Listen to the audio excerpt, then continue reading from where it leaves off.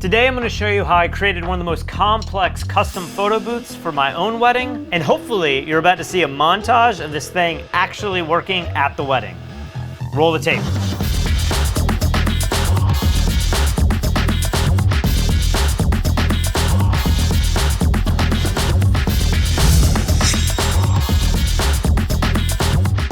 My name is Patrick Hall, and I started my photographic career as a wedding photographer back in, 2007? That was a long time ago. When we created fstoppers.com, one of the first things that Lee Morris and I ever created was a tutorial called How to Be a Commercial Wedding Photographer. And in that tutorial, we explained everything we knew about how to create a successful wedding business, including how you can make some extra money building your own custom photo booth and selling that to your clients. Well, here we are 11 years later, and it's finally time for my own wedding, and it made me start to think, what would I like in a custom photo booth using the latest technology and producing something that's way cooler than anything I've done in the past?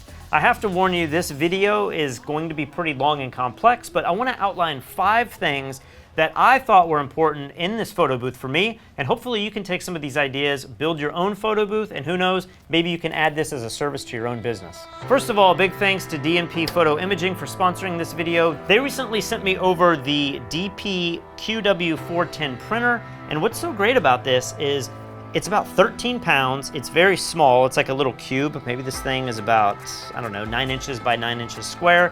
And it can print a 4x6 in 19 seconds, which is incredibly quick. And because it uses dye sublimation, you're gonna be able to print a bunch of images without having to worry about a specific ink cartridge jamming or running out or having to do any kind of test prints. I have to say, working with this for the last couple days, this thing's pretty impressive. And I'm really excited to incorporate this in my own photo booth because I have never been able to offer physical prints at any photo booth I've ever set up.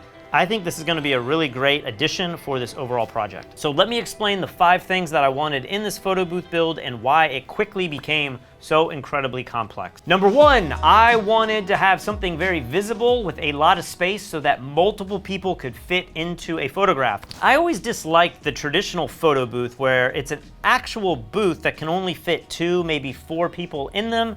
They're very private, you can't really see what's going on, and they're just not really the life of the party, in my opinion. As a professional wedding photographer, I want my photo booth to be the complete opposite of that. I want it to be entertaining. I want it to be hilarious. I want it to be engaging. I want to be able to get people out of their seats and get them participating in something other than just the dance floor. And so for me, I need a space for my photo booth, not an actual booth. Number 2, I want the lighting and the image quality in my photo booth to be very professional. Over my career, I've created a lot of photo booths using DSLR cameras and mirrorless cameras, but I've also used iPads, and yes, I've even set up an iPhone before. The problem with many of these all-in-one photo booth packages that you can buy or rent is that the image quality is just not that great. A lot of them use iPads, which are really convenient for creating a user interface for your clients to be able to use and operate the photo booth. But in many cases, they have horrible lenses, horrible sensors. Some of these photo booths are using the little on-camera LED flash. Others have a really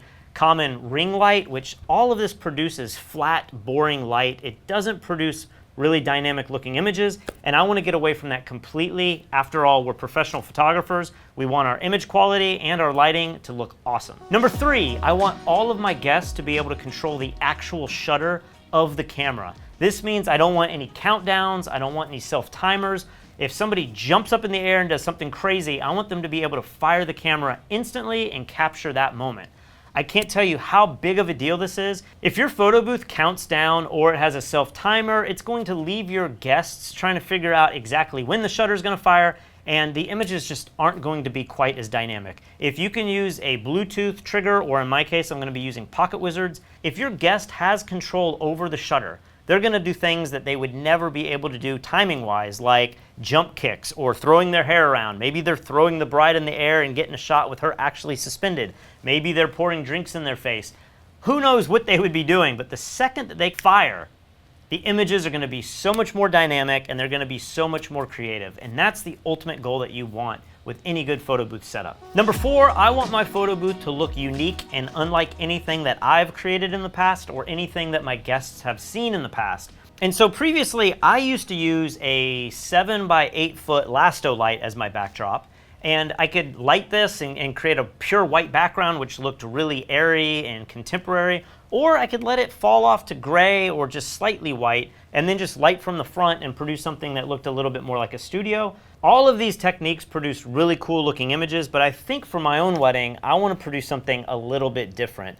My reception hall has this really cool huge wall of stucco that's got a cool texture to it. You actually could just fire straight against that, and I think it would look really neat.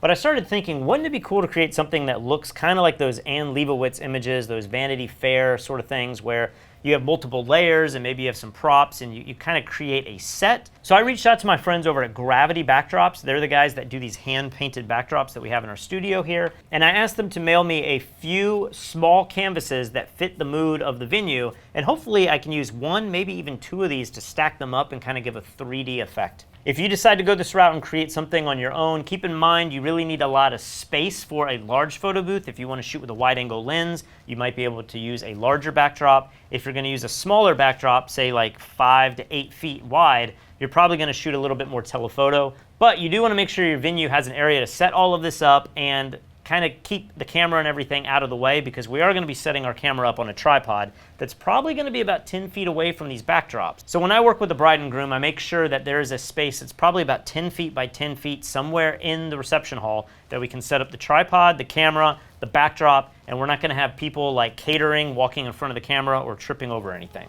And finally, number 5, I want my guests to be able to take a tangible 4x6 print as a souvenir, so at the end of the night, they're actually leaving with something from the wedding. But at the same time, I also want all of these images saved to a memory card or to a computer so that I have the high-res original files so that I can do anything I want with them later, especially if I want to kind of tone them or give them a look, or if I've given them a look on the computer and they print it out a certain way, maybe when I get back home, I want to adjust that. I want the raw files as well. This is where the QW410 is going to come into play, because as you'll see here in a minute with the software I'm going to use, my guests are going to be able to go straight to the iPad, look at every image taken throughout the night, find their favorite images, click on them, and then they're going to have the option to email the photo to themselves, they can airdrop it, or they could hit print.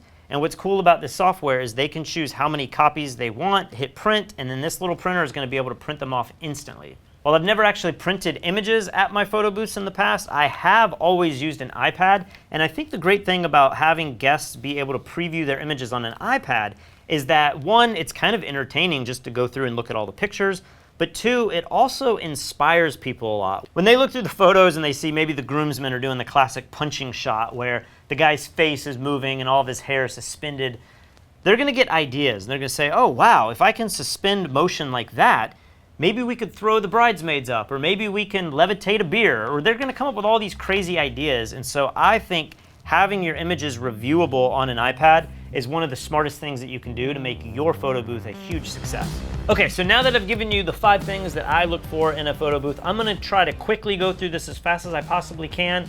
If you're interested in more details, maybe I can leave comments in the video below, but I don't wanna make this video too long, so let's just dive straight into it. First off, I decided to use the Sony camera, but the problem with the Sony camera is that both Lightroom doesn't recognize this, and the software that I'm using, DSLR Booth, which is my photo booth software, it only works with Nikon and Canon. So this is a huge problem with this software, but I found an easy workaround. If I use Lightroom to import my images into a hot folder, I can have DSLR Booth look at that hot folder and take those images and import them into the software, and then I can use it seamlessly. So guess what? Sony doesn't work with Lightroom really easily, but I found a plugin by Tether Tools. Tether Tools creates something called Smart Shooter 4. If you download this software and then apply it into Lightroom so that it can be used as a plugin, lo and behold, when you go into Lightroom and you come up here to File and go to Tether Capture and hit Start Tethering, we can hit OK, and now instead of detecting the camera forever, this Smart Shooter 4 license trial is going to pop up. I hit Continue Trial, and then suddenly now my Sony a7S III camera will work with Lightroom. So that was the first hurdle that I had to figure out, was how to get Sony to work with Lightroom. And then the next trick is, once I have this here, I can trigger the camera either with this button, or in my case, I'm going to be using Pocket Wizards. I just have one here, but I would have a second one. People could hit the button on the Pocket Wizard. It's going to fire this Pocket Wizard, which is then hardwired into the Sony camera. And then through this cable, it's connected to the laptop. People would fire the camera. I'm going to go ahead and put my hand up here. So you can see that photo right here. And now the next trick is to come down to auto import. We're going to go to auto import settings. And basically, I want to use the watched folder, and I want to point that to the folder that I used in my tethering folder in the previous step. So in this auto import settings, I'm going to take the watch folder, which is going to be the folder where the tethering is taking place. It's going to take those images, it's going to run it through this, and then it's going to export it to this destination that I have labeled pictures/hot folder.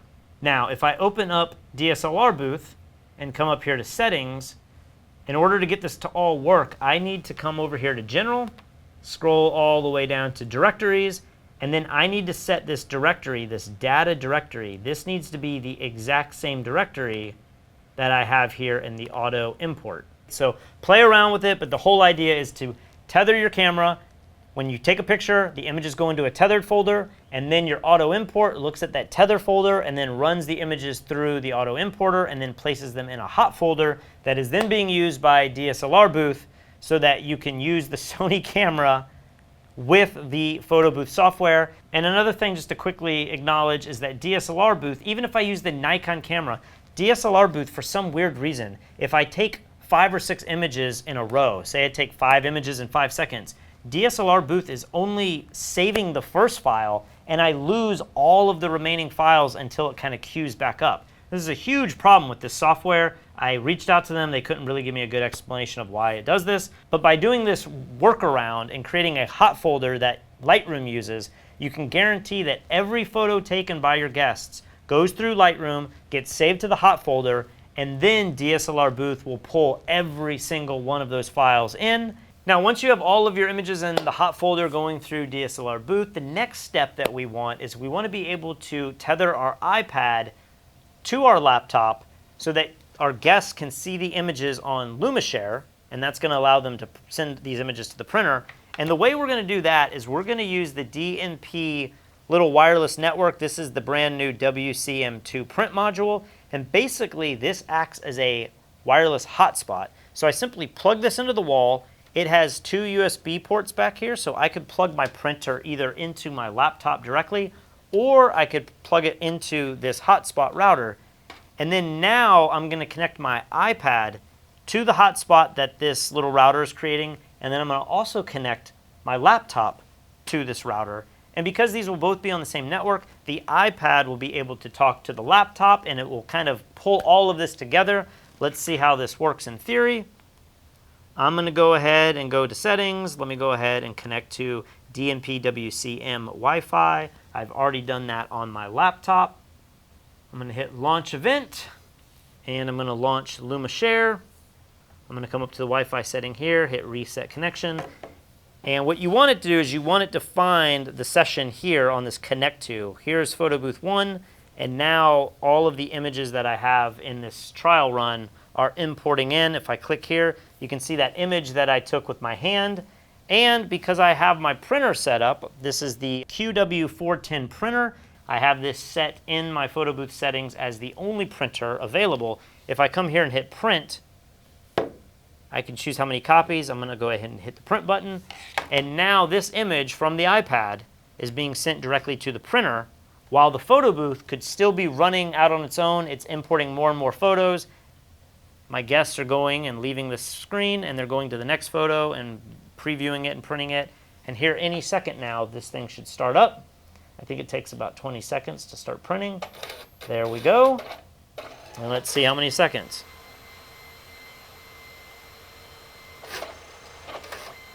It's 5 seconds.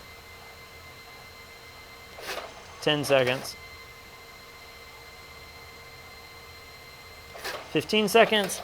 And there's also a cutter in this printer. So not only is it printing it in 20 seconds, see it's coming out right now, it's also able to cut all of the white off, which is leaving you a perfect print.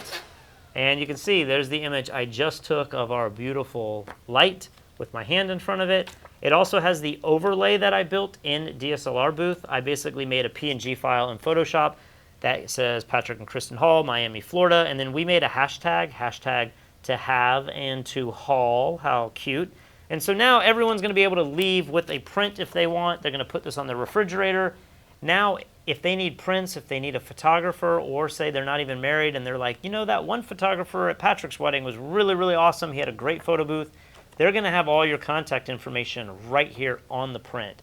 So I know this video is long and I know you may not go into all the details of building your photo booth with a laptop and a Sony camera and have to deal with Lightroom and DSLR booth and, you know, a printer, but I hope this gives you some ideas on what you can do and how you can automate this whole process. And I think not having a printer all of the years that I set up my own photo booth was a huge mistake, because I really can see how this thing would pay for itself. It's probably the greatest marketing tool you could have at your event, because in most cases people leave and they never have a single thing. Maybe a business cards, but how many business cards are you handing out at your weddings? Probably not many, and those get thrown away because they have no real value. But if you can print images off a photo booth like I just did, this could be the greatest marketing tool ever. So I hope you guys enjoyed this. If you want to check out any of the items that I used in my photo booth build, you can go to the link in the description below. Also check out fstoppers.com. We have free daily content. And if you want to learn from some of the best photographers in the world, head over to fstoppers.com/store. You can also check out our tutorial, how to become a professional commercial wedding photographer. That's a mouthful. And learn everything that we did in our own wedding businesses. We also have a couple of those videos free on YouTube if you want to check those out. Hopefully this thing wasn't too complex that it's going to be a problem getting it up and running at the wedding, but hopefully I'm going to leave you with some great videos of this thing in action and everybody having an absolute blast. Thanks for checking this out. See you guys soon.